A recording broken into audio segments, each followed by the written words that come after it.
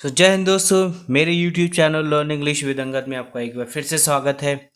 पिछली कुछ वीडियो से मैंने पैसिव वॉइस और story reading plus day to day life में बोले जाने वाले सेंटेंसेस इनकी प्रैक्टिस करानी आपको शुरू कर दी है। ठीक है। माफ़ी चाहूँगा, कुछ इंटरनेट कनेक्टिविटी की वजह से मैं कुछ दिन वीडियोस नहीं अपलोड कर पा रहा था, बट अभी मैंने शुरू किया है। मैं ज़रूर कंटिन्यू करूँगा। प्लीज़ सपोर्ट करते रहिएगा।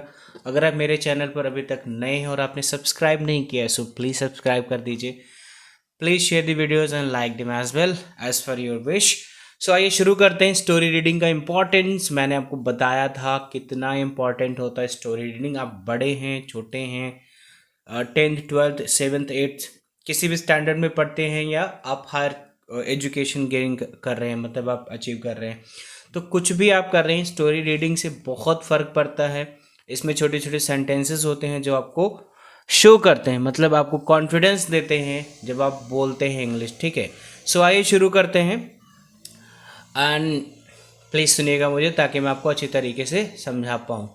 बहुत बड़ा वीडियो नहीं बनाऊंगा मैं, या स्टोरीज़ की वीडियोस लंबी होती हैं, बट अभी मैं 8 से 10 मिनट का ही बना रहा हूँ ताकि आप बोर्ड ना हो। क्योंकि इनिशियली लगता है हमें कितना सुनूं मैं आपको, बट ऐसा नहीं है। मैं कहीं पर लैंग्वेज भी पढ़ाता हूँ, तो ऐसा नहीं है। लोग समझना सुनना चाहते हैं जब मैं फ्रंट पे होता हूँ। Snow white and the 7 drops. Snow white का मतलब है एक लड़की का नाम, एंड दी 7 ड्रॉप्स। ड्रॉप्स का मतलब होता है बौने। स्नो वाइट एक लड़की का नाम था जो बर्फ के जैसी सफ़ेद, मतलब गोरी थी। ठीक है। तो यहाँ पर स्नो का मतलब है बर्फ, वाइट का मतलब है सफ़ेद, तो बर्फ, सफ़ेद बर्फ। बट यहाँ पर इसका मीनिंग नहीं निकालेंगे क्योंकि ये एक लड़की का नाम था। ठीक है। आइए शुरू करते हैं। अब प्लीज़ समझिएगा क्या मैं आपको बताना चाहता हूँ। ठीक है। शुरू करते हैं। There once was a good queen. एक बार, there once was a good queen, एक बार एक बहुत अच्छी रानी थी। वन डे, अब देखिए कॉमा आया तो कॉमा के बाद एक सेकंड का पॉज लिखते हैं। जैसे मैंने बोला one day when it snowing, यहाँ पर वॉज मिसिंग है, ये मिस प्रिंट है बुक का। व्हेन इट वॉज स्नोइंग होना चाहिए था। ठीक है। तो ये मुझे लगता है ये वॉज यहाँ पर मिस प्रिंट होके यहाँ से यहाँ आ गया। ठीक है। यहीं पर होना चाहिए था, क्योंकि शी प्रिक्ड वॉज फिंगर ऐसा नहीं होता, she pricked finger on a needle ऐसे होता है, या she pricked her finger on a needle. मैं बुक को नहीं बोल रहा हूँ कि मिस उन्होंने गलत लिखा है, बस शायद मिस प्रिंट हो गया होगा। ठीक है। One day when it snowing, when it was snowing, तो यहाँ पर मैं वॉज ऐड कर दे रहा हूँ। ठीक है। अगर आप इंग्लिश ग्रामर जानते हैं तो आपको पता होगा इट वॉज सही है, इट स्नोइंग नहीं होता है। ठीक है। इट स्नोड हो सकता था, बट इट स्नोइंग नहीं हो सकता। वन डे, एक दिन, व्हेन इट वॉज स्नोइंग, जब एक दिन बर्फ गिर रही थी। स्नो का मतलब बर्फ होता है, और एक वर्ब भी है, मतलब काम होना भी होता है। तो जब बर्फ गिरती है, जैसे आप कभी हिल स्टेशंस पर जाएंगे, शिमला, मसूरी, कश्मीर, या कहीं भी ऊटी एंड ऑल, जहाँ भी स्नोफॉल होता है। ठीक है। जैसे मैंने बोला स्नोफॉल, बर्फ गिरना, इसी को स्नो भी कहते हैं। तो वहाँ पर वो स्नोफॉल नहीं बोलते, स्नोइंग बोलते हैं। तो अगर बर्फ गिर रही है तो बोलेंगे स्नोइंग। ठीक है। It is snowing. When it was snowing, जब बर्फ गिर रही थी, she pricked her finger on a needle. देखिए यहाँ पर वॉज लिखा है, इसका सेंस मुझे लगता नहीं कुछ सही है, बट फिर भी मैं आपको समझा देता हूँ मतलब क्या है। शी प्रिक्ड, प्रिक्ड का मतलब होता है चुभना। जैसे गुलाब का फूल तोड़ते समय आपकी अंगुली गुलाब के कांटे पर लगकर चुभ जाती है, इसी चीज को चुभना कहते हैं। ठीक है। She pricked was finger on a needle, was की जगह हर हम बोल सकते हैं यहाँ पर। She pricked her finger on a needle, उसकी उंगली एक नुकीली चीज पर चुभ गई। नुकीले, निडल का मतलब सुई होता है, वैसे आप जानते होंगे। ठीक है। तो यहाँ पर इसका मतलब नुकीले से है, सुई से नहीं है। या आप बोल सकते हैं, ऐसा कुछ भी नहीं कि सुई बोलेंगे गलत हो जाएगा, क्योंकि दोनों चीजें नुकीली होती हैं। ठीक है। When she saw the drops of blood fall onto the white snow, when she saw, जब उसने देखा, the drops of blood, drops का मतलब होता है बूंदे, of blood खून की। जब उसने देखा खून की बूंदें fall onto the white snow, जब उसने देखा कि बर्फ की ऊपर जब खून की बूंदें गिर रही थीं, she on to white snow, white मतलब सफ़ेद, स्नो मतलब बर्फ। शी थॉट, उसने सोचा, I wish I had a child with skin as white as snow. तो उसने सोचा काश मेरे पास कोई एक बच्चा होता जिसकी चमड़ी, स्किन का मतलब चमड़ी होती है, ठीक है, बट यहाँ पर उसके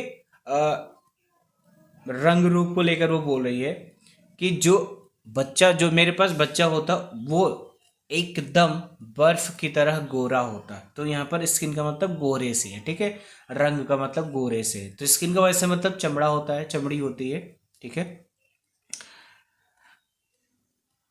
white snow lips are as red, लाल रंग की तरह लिप्स होते, होठ होते, एज ब्लड, ठीक है, lips as red as blood.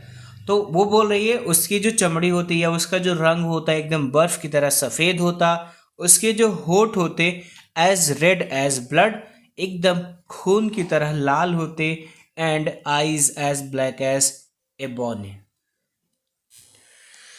ठीक है। सो एबनी का मतलब होता है आबनूस का पेड़ जो बहुत ही नीले रंग का होता है, जैसे ब्लू कलर होता है ऐसे ही एबनी का पेड़ होता है एक आबनूस जिसको हिंदी में बोलते हैं, और वो बहुत ही नीला होता है, ठीक है, और बहुत खूबसूरत लगता है, ठीक है। सो यहाँ पर मैंने आपको यहाँ तक बता दिया। The queen's wish was fulfilled very soon. The queen's wish, wish का मतलब होता है इच्छा। तो जैसे आप भगवान से प्रार्थना करते हैं कि आप मेरी ये मुराद पूरी कर दो, ये इच्छा पूरी कर दो, सेम उसी प्रकार से उसकी ख्वाहिश, उसकी इच्छा को पूरा कर दिया गया, ठीक है, बहुत जल्द ही, ठीक है। कंटिन्यू करते हैं। A baby girl was born to her.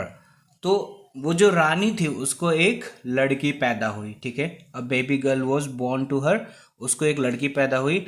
The baby's skin was as white as snow. उस बच्ची का स्किन मतलब रंग सफ़ेद, उसकी जो चमड़ी थी ऊपर की वो एकदम बर्फ जैसी सफ़ेद थी, ठीक है। दिख रहा होगा आपको। चलिए कंटिन्यू करते हैं, ठीक है। So the queen therefore named her snow white. इसलिए उस रानी ने उस लड़की का नाम रखा स्नो वाइट, ठीक है। स्नो नहीं बोलेंगे, यहाँ पर ई नहीं होता है, तो आप काफ़ी लोग इसे मिस प्रोनाउंस करते हैं। स्नो ई नहीं होता है यहाँ पर। स्नो वाइट केवल स्नो बोलेंगे, स्नो, ठीक है। जैसे स्लो बोलते हैं स्नो ऐसे ही बोलेंगे, ठीक है। स्लो नहीं बोलते हैं तो स्नो नहीं बोलेंगे, स्नो वाइट, तो उसका नाम था snow white. Unfortunately, not long after the child was born, the queen died. Unfortunately का मतलब होता है दुर्भाग्य से या दुर्भाग्यवश, ठीक है। Not long after the child was born, the queen died.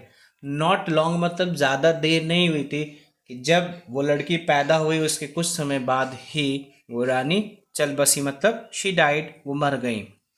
After a year, एक साल बाद। आफ्टर अ ईयर का मतलब होगा एक साल बाद, ठीक है। सो मैं आपको ऐसे दिखा देता हूँ। After a year the king brought for himself another wife. एक साल बाद जब रानी मर गई, एक साल बाद वो राजा जो था उसने एक दूसरी शादी कर ली और एक दूसरी रानी को ले आया, ठीक है। फॉर हिमसेल्फ अपने लिए, अनदर वाइफ एक दूसरी पत्नी ले आया। His second wife was very beautiful. I am sorry, phone मेरा रैंग हुआ। So his second wife was very beautiful, बहुत खूबसूरत थी वो, बट प्राउड एंड हॉटी, ठीक है। बट प्राउड, प्राउड का मतलब होता है कोई इंसान जो थोड़ा सा घमंडी किस्म का हो, अगर आपको मालूम हो, ठीक है। ठीक है, सो मैंने बोला प्राउड का मतलब होता है गर्व और हॉटी का मतलब होता है घमंडी, जिसे हम प्राउड ही दूसरे वर्ड में बोलते हैं, तो उसका दूसरा पर्यायवाची जिसे सिनोनिमस कहते हैं वो वर्ड है। So she was very beautiful and proud and haughty. तो बहुत खूबसूरत थी, उसे अपने आप पर गर्व था और वो बहुत घमंडी भी थी। दोस्तों इस वीडियो में बस इतना ही, कंटिन्यू करेंगे ज़रूर हम इस स्टोरी को, बट अगली वीडियो के साथ। सो अगर आप मेरे चैनल पर अभी भी नए हैं और अपने अभी तक आपने मेरे चैनल को सब्सक्राइब नहीं किया, सो प्लीज़ सब्सक्राइब कर लीजिए। Please it's a request, please share the videos and like them as well. अब दूसरों तक इन्हें पहुंचा सकते हैं। तो मिलते हैं अगली वीडियो में अगले लेसन के साथ, तब तक के लिए have a great time friends, bye bye, take care.